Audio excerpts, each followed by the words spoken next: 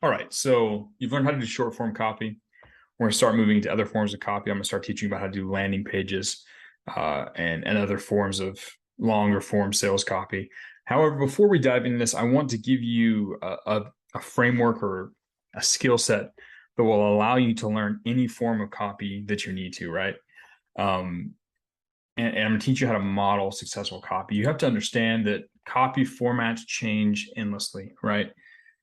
There's new mediums, new social media platforms, new design trends. Things change constantly in the marketing world. So you need to learn how to adapt. Back in the day, direct response copywriting was all done with like actual physical letters that you mailed out to people, right? Like it looked like this. You get like a couple pages in an envelope, and it would be a sales letter like this, a literal letter in the mail that would try to convince you to buy the Wall Street Journal, right?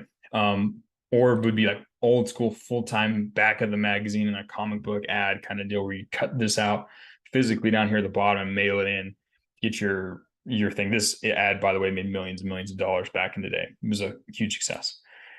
But and then when people first started going online and using copywriting, direct response marketing online, there were strange looking websites, like it was this weird yellow stuff. It looked like this, or weird like highlighted stuff. The formats keep changing. Right now there's a million different kinds of pages, different kinds of funnels, lead funnels, webinars, sales pages, Facebook ads. It changes. You've got these type of pages, or simple landing page, or that type of Facebook ad, or this weird landing page. Like it never ends, right? The forms will always change based on the medium. It changed when mobile came out and people started using mobile, and it will continue to change as we move forward, right?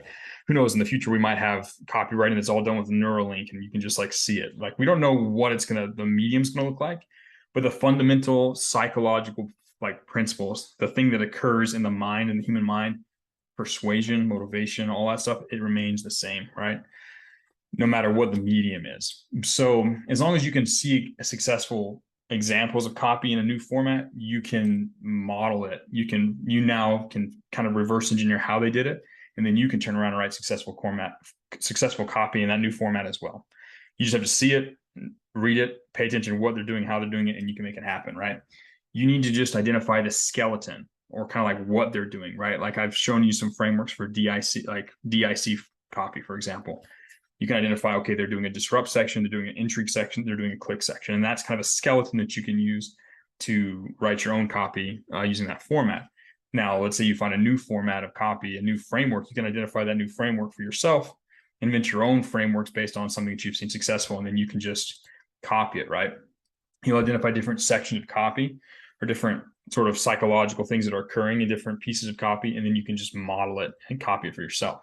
You can then take that skeleton and then flesh out the elements from your own brand or product. So you can take sort of the formula and just plug and play your own avatar, situation, the product, the solution, all that stuff, and just plug and play the language to that formula and produce pretty good copy on the other side, right? Let me give you a quick example. So let's say you wanted to write a good email or good subject line. You can go look at your own inbox to find a subject you like this. This is like from a swipe file or a bunch of emails that I've collected. All right. I thought this one was okay, right? How to quit your day job from someone who's done it. That was a pretty good little format for a subject line or a fascination. You can just take that and you just swap out the elements in that subject line that are specific to their brand with elements that are specific to your brand, right?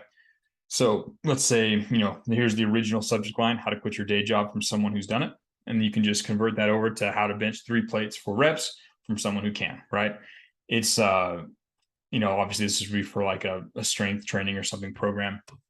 But I just swapped, instead of quit your day job, I put bench 3 plates for reps, and then like just change the grammar here so it made sense. Now I have a killer fascination, right? I think you can repeat the process all the way through the email. I'd be like, okay, he caught their attention with this type of question. I can use that type of question, but I adapted for this. So he stacked the curiosity this way. I'll stack the curiosity that way. Oh, he did a CTA like this. I'll do the CTA like that, but I'll change it up for my stuff. You can just copy the formula and just plug and play your own stuff. And then boom, you've got a successful email. That's most likely work because it's based on an already successful email that is working, right? You can do this with landing pages. You can do it with Facebook ads. You can do it with anything. Webinars. You just you consume the copy. You now understand how copy works. You understand how persuasion works. You understand how curiosity works. You just see what they're doing and kind of how they're doing it, and then you can model it with your own copy, right? You can now apply it, from anything that we're currently doing to new forms of copy for new platforms that haven't been invented yet. It doesn't matter if you can read it. If you can try and understand what they're doing and how they're doing it, then you can copy it and model it for yourself, right? So when you set out to write a landing page or any form of copy for that matter, even from emails to Facebook ads, it's a good idea to first find other successful, similar pieces of copy to model, and then copy those for yourself or find out how they're doing it and then use that information to inform your work. So how do you find successful pieces of copy to study and model? Right. So first of all, you should be paying attention very closely to the copy you encounter in your world as you're going through social media or consuming this, consuming that. You should be paying attention to the copy that's working. And if you see something that you like, an email, a web page, a webinar, or whatever, you need to download as a PDF or screenshot it or record it or whatever and save it, right? You want to create a Google Drive folder to store the copy that you save. This collection of good copy that you find and build up is going to be called a swipe file, right?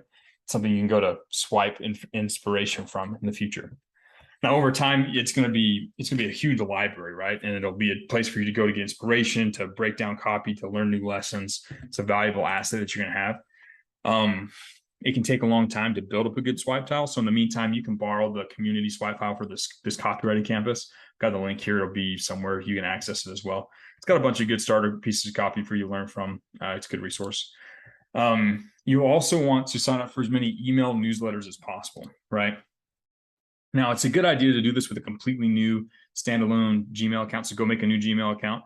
That way you don't ruin your main email address with just thousands and thousands. I've got 17,000 unread messages in mine, but it's just a place I can go if I need to get inspiration, right?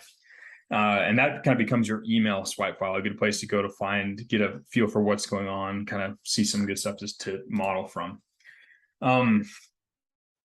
So you're going to build up your own swipe file. You're going to build up your own email, subscription swipe file. But another way to do it, and it's one of the best ways to do it, is to go find Facebook ads that are working well, right? So you go look for ads in your feed, Facebook, Instagram, etc., that have lots of likes and comments, because the more engagement, the more likes and comments, the longer that ad's been running. The longer that ad's been running, that means they've been spending a lot of money to run that ad for a long period of time. If they've been spending a lot of money to run that ad for a long period of time, chances are that the ad is profitable, so it's a good ad. And chances are the funnel, so the landing page, the emails, and everything else on the back end of it is profitable as well, right?